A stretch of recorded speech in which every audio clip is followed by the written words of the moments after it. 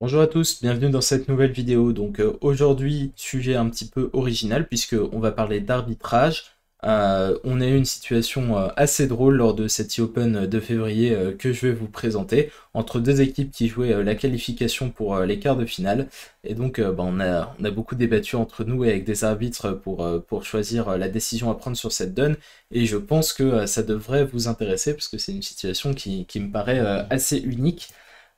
Ouverture d'un cœur en première position en S, passe-passe 200 atouts 17-19. Alors oui, on aurait pu répondre à un pic, mais il a préféré passer. Passe 300 atouts sur entame du 6 de cœur en quatrième meilleur. Le déclarant prend la première levée du valet et rejoue le roi. Est très correctement choisi de duquer cette levée. Effectivement, s'il prend, il y aura deux communications pour aller affranchir les cœurs et le contrat ne posera aucune difficulté. Donc il met le 7 de cœur en préférence pique, en espérant que ce soit une préférence pique, parce qu'évidemment il a que deux cartes pour signaler dans trois couleurs, donc c'est pas évident.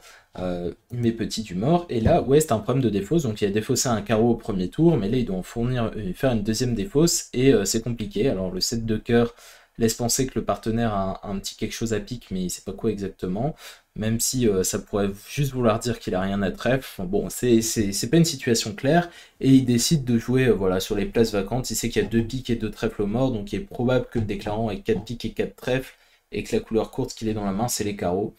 Donc il choisit de défausser un carreau, ce qui est assez raisonnable. Le déclarant joue As de carreau et carreau. Et donc là, ben, vous voyez comme moi qu'il a tout à fait s'élevé, mais lui, il n'est pas au courant, puisqu'il a raté la défausse du premier carreau ou du deuxième, je ne sais pas exactement, mais il ne sait pas que ces carreaux sont maîtres. Alors il rejoue le 10 de cœur, sur quoi West défausse le 8 de pique, défausse d'un trèfle, on prend de la dame et on rejoue un petit pique, prix de l'as du mort, 10 de carreau pour le valet, le roi, défausse d'un pique, non, pardon, pas défausse d'un pique justement, défausse d'un cœur, et on joue maintenant roi de pique et pique. Le 10, économique. Alors si on avait mis la dame, ça aurait été plus simple, mais vous allez voir ce qui va se passer. On prend du valet, on rejoue le 10 de trèfle, et là, Nord commence à réfléchir.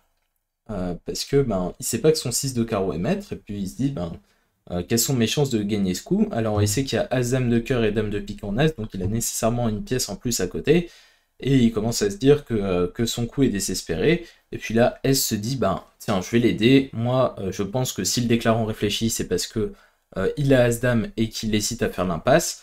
Donc ben, je vais tabler pour lui dire bah tu peux faire l'impasse ou tu peux tirer en tête, de toute façon ça change rien, j'ai le roi second derrière et je te rendrai la levée de trèfle quoi qu'il arrive, enfin j'en ferai, tu feras ton as et moi je ferai les trois autres. Bon, sauf que c'était pas à ça que réfléchissait le déclarant. Sur le claim d'Est pour les trois levées, North ne se rend pas compte que son 6 de carreau est maître et accepte le claim.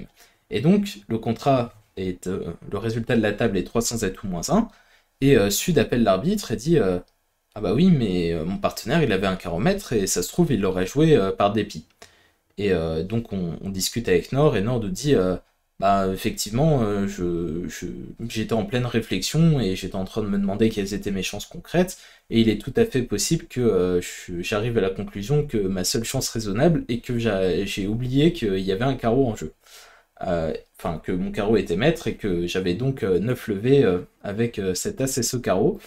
Mais ben, il acclame et voilà, je pensais que c'était fini et ça m'a coupé dans ma réflexion et je sais pas ce qui se serait passé si j'avais poussé mon raisonnement jusqu'au bout. Donc là on est avec des bons joueurs, hein, évidemment, ça arrive à tout le monde de rater une carte.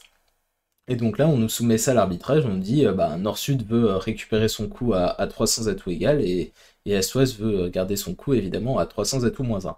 Donc on discute de ça avec des arbitres. Donc les arguments pour le camp East-Ouest, c'est se dire, bon quand même le pauvre Est, il n'avait pas de raison de penser que Nord avait oublié qu'il avait un caromètre, il a juste voulu aider le déclarant. Le punir ce serait quand même pas gentil, surtout que Est, au moment du claim, il aurait quand même pu se rendre compte que son carreau était maître en regardant les deux jeux rapidement pour vérifier si le claim était valide.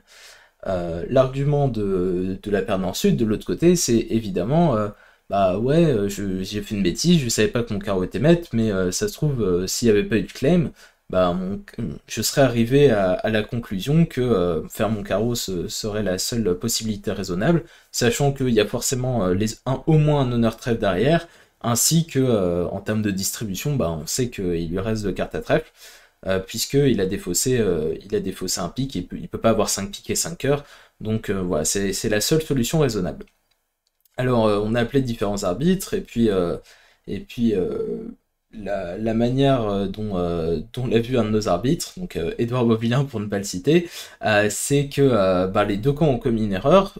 D'un côté, la paire Nord-Sud a accepté un claim qu'elle n'aurait pas dû accepter, et de l'autre côté, la paire Est-Ouest a fait un claim incorrect. Donc lui, ce qu'il suggérait, c'est que la paire Nord-Sud garde le coup à 300 atouts moins 1 et que la paire Est-Ouest se fasse rectifier le coup à 300 atouts égal, donc deux perdants, ce qui est pas vraiment dans l'esprit du tournoi. Donc il nous a dit, bon, je ferais ça pour une épreuve fédérale, mais pour une épreuve comme l'E-Open, ça me semble plus raisonnable de revenir à 50-50.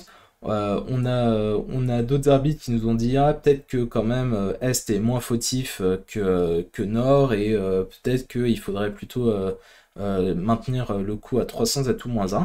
Tout cela a été assez compliqué. On a fini par rester sur un 50-50 pour rester de bons amis, en expliquant aussi aux participants que la décision fédérale aurait probablement été 0%, 0%, donc de manière un petit peu violente.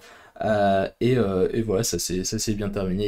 Il y a aucun camp qui a porté de réclamation après ça en se sentant en préjudice. Donc voilà, je voudrais bien savoir ce que vous pensez de cette histoire. N'hésitez pas à en discuter dans les commentaires.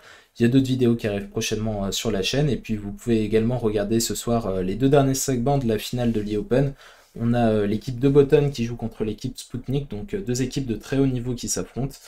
C'est à partir de 16h45 pour le deuxième segment, et à partir de 21h45 pour le dernier segment. Donc bah, venez nombreux sur la Brice TV sur Twitch. Allez, je vous souhaite une bonne journée, et puis à bientôt pour une nouvelle vidéo. Salut!